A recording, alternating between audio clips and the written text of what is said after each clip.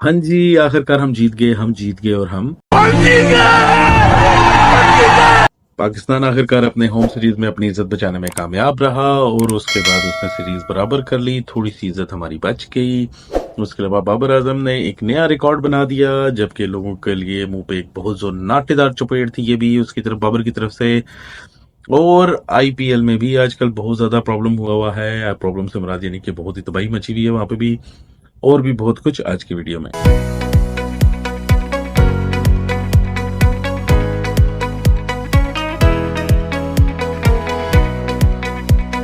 अस्सलाम वालेकुम, नमस्ते, सत श्री अकाल। कैसे हैं आप सब? उम्मीद करता हूं कि सब खैरियत से होंगे।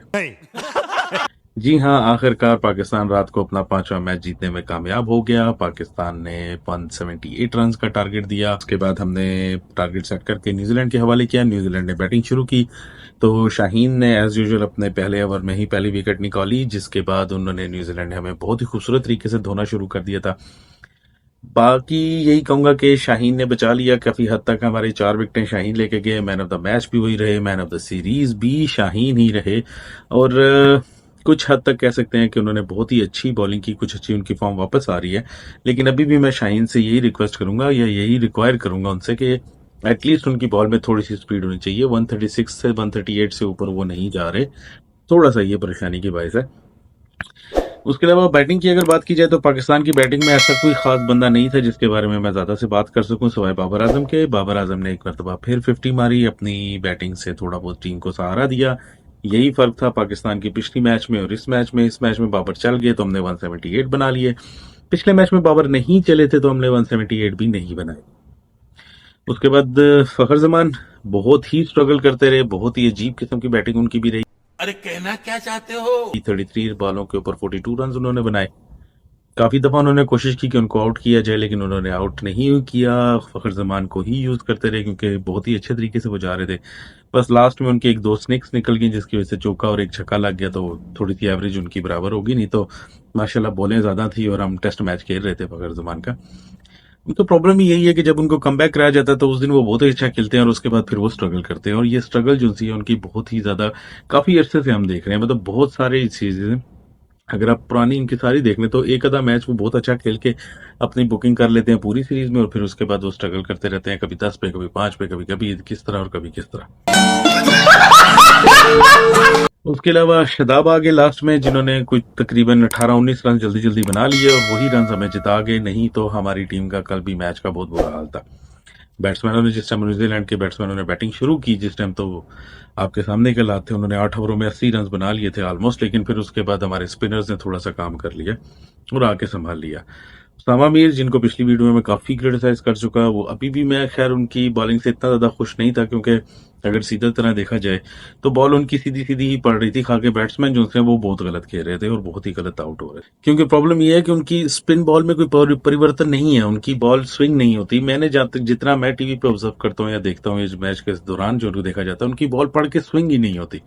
तो मुझे नहीं समझ आती कि अगर कल भी जो 2 विकेटें ली, बेशक क्रूशल टाइम में बहुत अच्छी विकेटें ली, वो विकेटें जरूरी थी लेना, मानता हूँ इस चीज को। लेकिन अगर मैं देखा जाए तो वो बेसिकली बैट्समैन अपनी गलतियों से ही आउट हुए हैं। ना वो एलपीडब्ल्यू, ना वो स्विंग, सीधी बॉल थी, वो खुद विकेटें छोड़ के खेले थे, मिस हुई, बोल्ड हो गए। शताब ने भी एक विकेट ली, वो भी ठीक रहे। उसके अलावा साइम अयूब को भी यूज किया गया, थोड़ी बहुत उन्होंने भी अच्छी बॉलिंग की, मार उन्होंने भी बहुत खाई। सबसे ज्यादा मार आमिर ने खाई। आमिर की नहीं समझ आई मुझे कि क्यों ऐसा हुआ। हालांकि उनकी लास्ट ओवर में उनकी इज्जत बच गई, 2 रन आउट हुए, इसकी वजह से पाकिस्तान जीत गया। और वो भी अगर देखा जाए तो न्यूजीलैंड की अपनी बेवकूफ़ी थी, नहीं तो आज का मैच भी वो जीत चुके थे आराम से। अगर वो थोड़ा सा एक्सपीरियंस के साथ अपना एक्सपीरियंस यूज कर अगर वो थोड़ा सा अपना एक्सपीरियंस यूज करते, जो कि उनके पास नहीं था, जिसकी कमी थी। उन्होंने भागने जल्दी करने की कोशिश की और रश में मैच हार गए। 2 रन आउट जो हुए उन दोनों की कोई जरूरत नहीं थी, वाइट हो चुकी थी ऑलरेडी पहली बार, जो तो उस पर भी भागने की जरूरत नहीं थी। 6 बॉलों पे 11 रन चाहिए थे। अगर वो सुकून से खेलते तो वो आराम से जीत सकते थे, लेकिन उन्होंने पहले आखिरी विकेट, सेकंड लास्ट विकेट और आखिरी विकेट दोनों मुफ्त में दे दी। बिला वजह समझ नहीं आई कि वो ऐसा क्यों किया। उनके बैट्समैनों ने बहुत ही अच्छी बैटिंग की, पाकिस्तान को एक दफा फिर परेशान कर दिया था। शाहीन की वजह से कह सकते हैं हमको बच गए, जिनकी वजह से कुछ थोड़ा बहुत तबरक पड़ गई। 4 विकेट लेगी शाहीन ने, पहले ओवर में भी नई बॉल से भी विकेट ली, पुरानी बॉल से भी विकेट ली। हैट्रिक भी उनकी होने वाली थी, अगर हो जाती तो मजा आता, लेकिन नहीं हो सकी। उसके अलावा अगर ओवरऑल देखा जाए तो पाकिस्तान ने बहुत रो रो के बड़ी मुश्किल से ये मैच जीता और हम लोगों ने ट्रॉफी शेयर की। सोचने वाली बात ये है हम लोगों की, ये न्यूजीलैंड की डी टीम थी। ओरिजिनल टीम अगर प्रॉपरली जो उनके प्लेयर्स हैं जो कि खेल रहे हैं इस टाइम आईपीएल, अगर वो आते तो मैच कैसा होता है या क्या सीरीज होती। फाइनली वो कहा जाता है ना, एंड्स वेल एवरीथिंग वेल, वही बात होगी। अब वो कारपेट के नीचे सारी बुराइयां सारी गंदगी हमारी चली जाएगी और कोई पूछने वाला नहीं होगा। पाकिस्तान ने सीरीज को 2-2 से बराबर किया, अपनी इज्जत बचाई। लाहौर का एक मरतबा फिर यही कहेंगे हाउसफुल था, बहुत मजा आया उनका, क्राउड का बहुत मजा आया। बच्चे बहुत खुश थे, वो बच्चे बहुत एंजॉय कर रहे थे। उन्हें ये नहीं समझ आई कि उन्होंने मतलब किस टीम से जीते हैं, किस किस्म की टीम से जीते हैं। चल पर लेकिन जब वो बड़े होंगे तो उन्हें समझ आ जाएगी, या थोड़ा बहुत अगर उन्हें क्रिकेट की नॉलेज होगी तो समझ आएगी कि हम लोग किस तरह जीते, क्यों जीते और कैसे जीते, किस वजह से हम लोग सारे इतना ज्यादा इसको लोग जो देखते हैं क्रिकेट को रेगुलरली या क्रिकेट को फॉलो करते हैं, हम लोग क्यों इस खुशी से इतना ज्यादा खुश नहीं है, बस इसको एवरेज ही ले रहे हैं। ये उनको बाद में समझ आएगी। खैर, पाकिस्तान जीता, 2-2 से बराबर हुई सीरीज। अब पाकिस्तान का टूर आयरलैंड का है। 8 मई से हम लोग वहां पे मैच खेलेंगे, 3 मैचेस होंगे आई थिंक T20 के। उसके बाद सीधा हम लोग इंग्लैंड चले जाएंगे, वहां पे हमारे 5 T20 के मैचेस हैं और उसके बाद हम सीधा फिर अमेरिका चले जाएंगे वर्ल्ड कप की स्टार्टिंग के लिए। प्रीटी मच पाकिस्तान की टीम जो है वो अपने मुल्क से तकरीबन 3-4 महीने के लिए दूर जा रही है। बेस्ट ऑफ लक कहूंगा। बाकी बहुत ज्यादा एक्सपीरियंस कर लिए इन मैचों में हम लोगों ने, हम लोग को प्रॉपर देखना पड़ेगा किसको ला रहे हैं। रिजवान की इंजरी आई होप ठीक हो जाए। रिजवान को जो प्रॉब्लम हुई थी सेकंड लास्ट मैच में, क्योंकि उनके बगैर टीम में बहुत ज्यादा प्रॉब्लम नजर आ रही है। बैटिंग में कोई नहीं खड़ा हो रहा। एज यूजल साइम अयूब पहले 1 रन बनाकर आउट हुए। अगर बाबर नहीं होते तो ये मैच भी हम लोग कभी भी जीत नहीं पाते थे। बाबर आजम कुछ भी नहीं करते फिर भी बहुत कुछ होता रहता है। उन्होंने कल अपने मैच जिताने वाली इनिंग भी खेली, अपनी कैप्टनसी को भी बरकरार रखा और फिर उसके बाद उन्होंने एक और नया रिकॉर्ड बना दिया। जी हाँ, बाबर आजम ने एक और नया रिकॉर्ड अपने नाम किया। T20 मैचेस में सबसे ज्यादा चौके मारने का रिकॉर्ड अपने नाम किया। ये मेरे ख्याल उनके मुंह पे जन्नाटेदार चपेड़ा जिन लोगों ने हमेशा बाबर को क्रिटिसाइज करने की कोशिश की। और आपके वर्ल्ड के टॉप बैट्समैन जो हैं वो आपसे पीछे हैं। दूसरे नंबर पे आयरलैंड के हैं, तीसरे नंबर पे कोहली है, चौथे नंबर पे रोहित है। तो 409 में आई थिंक चौके मारकर बाबर जो हैं वो सबसे पहले नंबर पर आ चुके।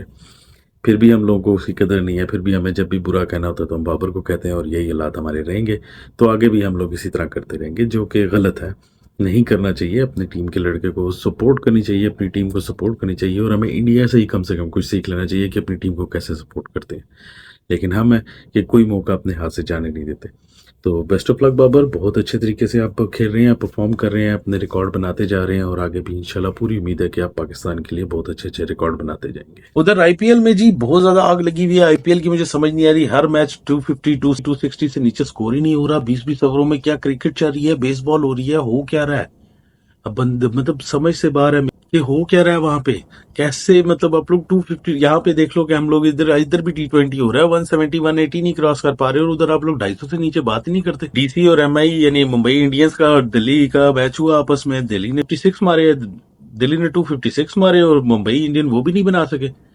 पांड्या की टीम हार गई। मतलब रोहित नहीं चलेगा तो कोई भी नहीं चलेगा, उनका भी था। लेकिन ये फिर भी 247 तक तो वो भी गए, खेलते रहे। अच्छी बैटिंग रही, अच्छी परफॉर्मेंस रही बाकी दोनों टीमों की। मैच बहुत मजे का था, बहुत टाकरे का मैच हुआ। दोनों की परफॉर्मेंस बहुत, ग्राउंड फुल पूरे ब्लू, दोनों टीमों के क्रिकेट्स ब्लू थी। इसकी कोई समझ नहीं आ रही थी कि मुंबई इंडियंस के किधर है और डीसी के किधर है। लेकिन बहुत ही अच्छी परफॉर्मेंस रही जी, बहुत ही अच्छी बॉलिंग रही, बहुत ही अच्छी दोनों तीनों से बैटिंग हुई। बॉलिंग अगर अच्छी ना होती तो 250 स्कोर ना बनते। खैर, लेकिन दूसरी तरफ से भी बॉलिंग वैसी की वैसी हुई, तो तकरीबन आप किसी को ये नहीं कह सकते किसी ने कम की है किसी ने ज्यादा की। तो लेकिन एट द एंड ये हुआ नतीजा के डीसी वाले जीत गए। मुंबई इंडियन 247 से आगे नहीं जा सके, अपना स्कोर टारगेट अचीव नहीं कर सके। उसके अलावा और भी बहुत कुछ हो रहा है आजकल के आईपीएल के मैचेस में। वही रोहित का फिर प्रॉब्लम इश्यू बना हुआ सुना है, पांड्या ने फिर कोई मस्ती की, जैसे पिछली वीडियो में भी बताया था। अभी तक उसकी कोई अथेंटिक नहीं आई, लेकिन कुछ वीडियोस चल रही हैं, वो जरूर इंशाल्लाह मैं शेयर करूंगा आपके साथ। बाकी काफी कुछ हो रहा है आईपीएल के मैचेस। अब तो पाकिस्तान का मैच तो अब है नहीं, अब कुछ दिन में आईपीएल के देखने पड़ेंगे। तो फिर इंशाल्लाह मुलाकात होती है आपसे अगले मैचेस के बाद। तब तक अपना बहुत सारा ख्याल रखिएगा। अल्लाह हाफिज। लाइक और शेयर ठोक दीजिए, महाकाल का दबा के लाइक और शेयर ठोक लीजिए। 5000 लौटे